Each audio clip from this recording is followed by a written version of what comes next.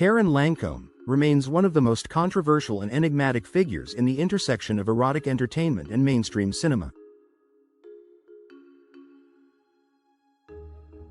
Her brief but intense career, culminating in her role in the infamous 2000 film Baise-moi, continues to provoke debate regarding sexual autonomy, cinematic boundaries, and societal hypocrisy. To understand Karen Lancaume's significance, one must consider the historical and cultural context of France in the 1990s.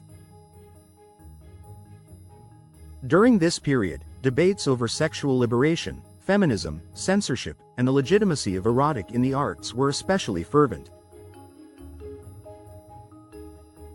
France, a nation known for its liberal views on sexuality and art, simultaneously harbored deeply conservative undercurrents regarding the place of women, especially those in the industry.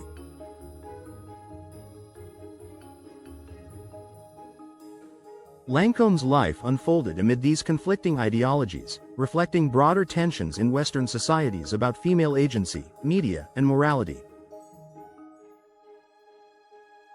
Karen Lancaume's life and career, particularly her transition from mainstream cinema to the controversial realm of Baise-moi, symbolize a broader struggle for authenticity and recognition in a world that frequently marginalizes, sensationalizes, and ultimately discards women who dare to cross boundaries.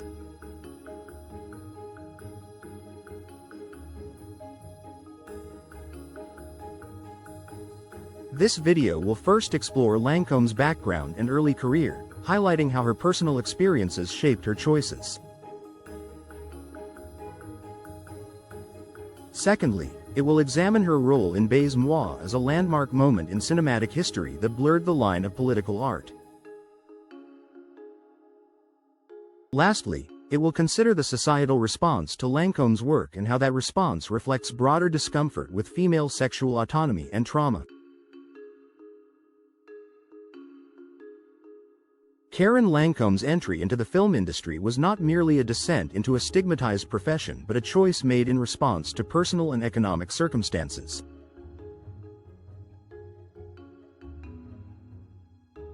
After a troubled marriage and financial instability, Lancaume turned to films, where she initially found financial relief and a semblance of control. In a 2001 interview, she reflected on the loneliness and commodification she experienced, noting, "You have to do it. You have no choice. You just shut up and spread your legs." This raw honesty highlights the dichotomy between agency and exploitation. While many critics viewed her decision as a symptom of desperation, others saw in her a woman asserting autonomy within limited options. Lancaume's prolific output, over 80 films in just 4 years, speaks to both the demands of the industry and her complex negotiation with power, performance, and survival. Her experiences expose the reality behind the veneer of glamour often associated with the entertainment world and challenge simplistic moral judgments. The 2000 film Baise-moi, directed by Virginie Despentes and Coralie Trenti, marked a turning point not only in Lancaume's career but in European cinema.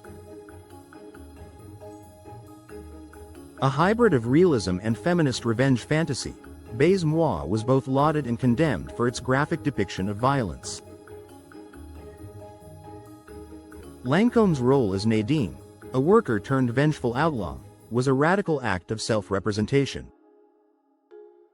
The film blurred boundaries. It was not just a work of fiction but a medium through which Lancaume and co-star Rafaela Anderson reclaimed narratives of female rage, trauma, and sexuality.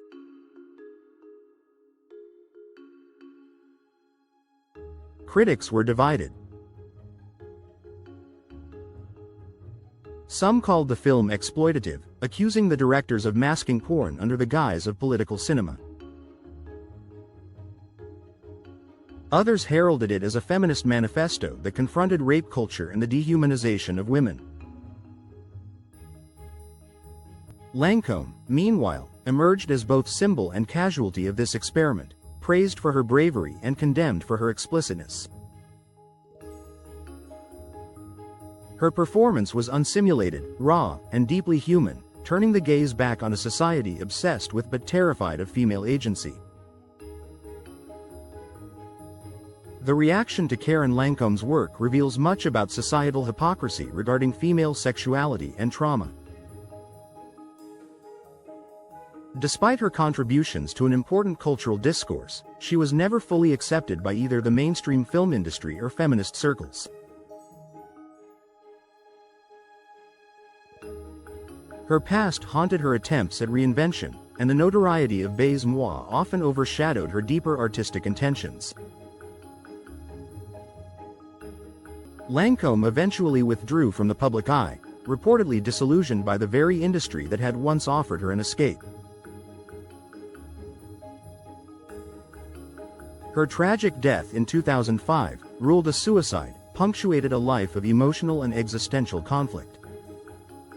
The response to her death was telling: few tributes, minimal media coverage, and an eerie silence that spoke volumes about how disposable women like her are considered once their utility ends.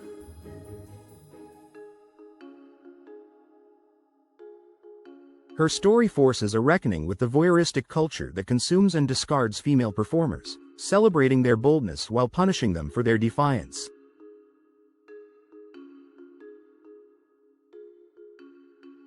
Karen Lancaume's life and career offer a sobering glimpse into the complexities of female agency, artistic rebellion, and societal double standards. Through her transition from film to radical cinema, she became an unwilling symbol of a cultural crossroads where sex, violence, and politics collide. While her choices were often shaped by necessity, her willingness to confront taboo and trauma head-on reflects a depth of courage that remains underappreciated.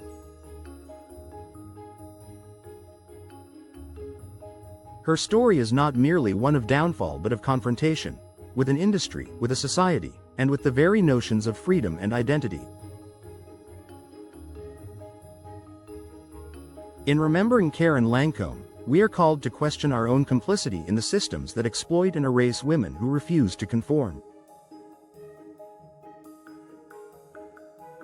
It is only through such reflection that her legacy can transcend scandal and become a catalyst for deeper understanding and change.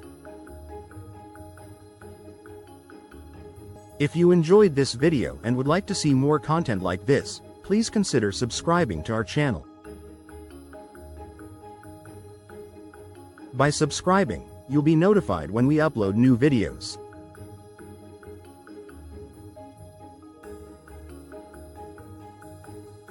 Thank you again for watching, and I look forward to seeing you in our next video.